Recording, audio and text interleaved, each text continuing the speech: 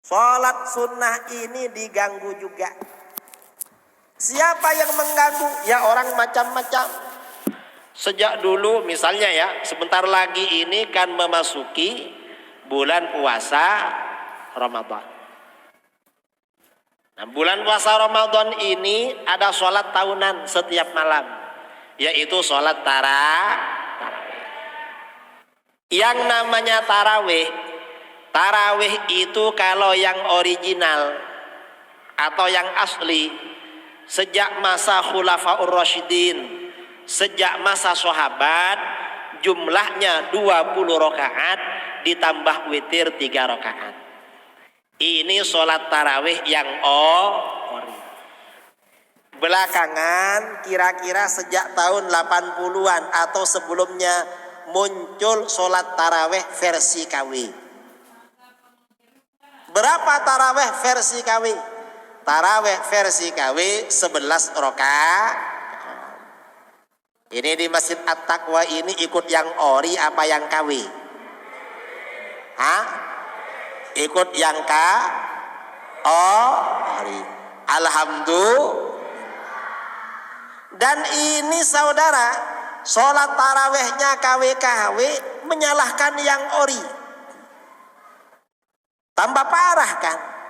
Sudah 11 menyalahkan yang 23. Mestinya diemlah.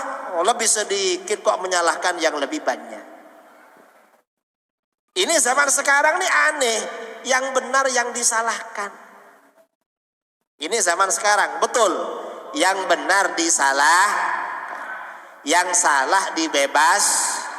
Ada begitu ini. Di mana? Di sini. Parah ini namanya. Ini sholat. Jadi sholat ini diganggu.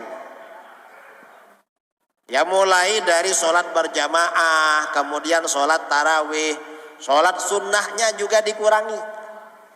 Kita ini dari dulu kalau sholat Jumat ada qobliyah Jumat. Dan azannya juga 2 kali. Akhir-akhir ini muncul Jumat gaya baru. Azannya 1 kali. Lalu gak boleh sholat qobliyah Jumat. Ada yang melarang qobliyah Jumat, katanya bid'ah. Loh kok sholat? Dari dulu orang sholat qobliyah. Ya sekarang ini sholat dilarang.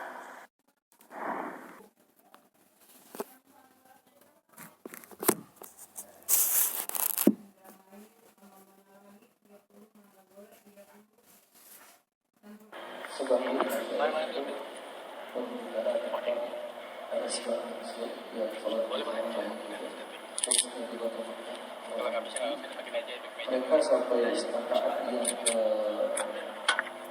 ke-8 atau yang ke-10 mereka mundur tidak sampai bahkan kadang-kadang Rozak mengatakan Indonesia masih sampai hanya sampai 10 atau 5.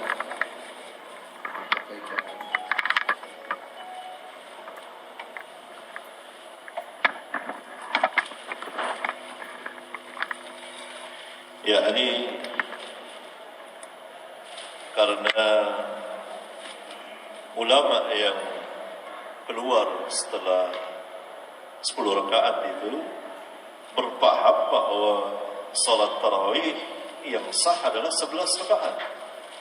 Jadi sebetulnya dia faqih.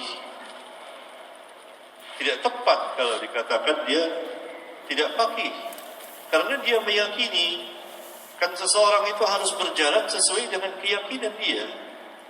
Dia meyakini bahwa tidak ada sholat yang lebih dari 11 rakaat. Karena itu memang sebagian ulama, ya, seperti Syekh Al-Bani, Syekh Al-Bani, Syekh Rabi, dan lain-lain barangkali ya, para ulama, dia keluar karena mereka membina atas dasar sunnah. Sekarang kalau dihadapkan pertanyaan, Thayyib, mana yang lebih baik, 11 atau 23? Kan ini pertanyaan yang sangat sulit. Kalau dikatakan 23 lebih baik, berarti menyalahi sunnah Nabi sallallahu alaihi wasallam yang 11 rakaat. Dan saya kira tidak ada ulama yang mengatakan berani menjawab seperti itu. Enggak ada. Karena mereka hanya membolehkan, sebagian membolehkan adanya lebih dari 11 rakaat berdasarkan riwayat dari sahabat tadi. Nah, ini kan harus dibina atas dasar kesahihan. Kalau tidak sahih, maka gugur hujjah itu. Gugur hujjah tersebut. Oleh karena itu, ulama yang salat di Masjidil Haram, lalu mereka membatasi hanya 10, pada hakikatnya mereka membina atas dasar keyakinan mereka. Pertama, bahwa keyakinan mereka 11 rakaat, lebih dari itu tidak ada sunnahnya. Dan ini fakih sebetulnya. Kenapa mereka meyakini 11? Tentu sudah ada penelitian. Ada penelitian secara ilmiah. Mereka meneliti bahwa yang 11 ini yang sahih dari para sahabat ridwanullah alaihim jami'an. Oleh karena itu mereka membatasi salat 11 rakaat. 11 rakaat.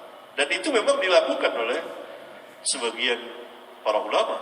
Karena yakni mereka tidak akan menyalahi apa yang mereka katakan, apa yang mereka yakini. Ya. Dan juga di di tempat-tempat lain juga seperti itu. Walhasil sekarang, apakah 23 itu sah atau tidak? Itu dia yang harus kita bahas. Kalau sah dari sahabat, iya. Dan mustahil sahabat itu menyalahi sifat salat Nabi sallallahu alaihi wasallam. Pertama, kalau kita urut, kita harus melihat bahwa pernah tidak Nabi sallallahu alaihi wasallam salat lebih dari 11 rakaat? Tidak ada. Tidak ada satu pun riwayat, kecuali riwayat yang dhaifah, bahkan sangat dhaif. Bahkan maudhu, palsu. Riwayat yang diantaranya dikeluarkan oleh Imam Ibnu Abi Syaibah. An Ibnu Abbas qala kana an-nabiy sallallahu alaihi wasallam yusalli fi Ramadan fi ghairi jama'atin 20 rak'atan wal witri.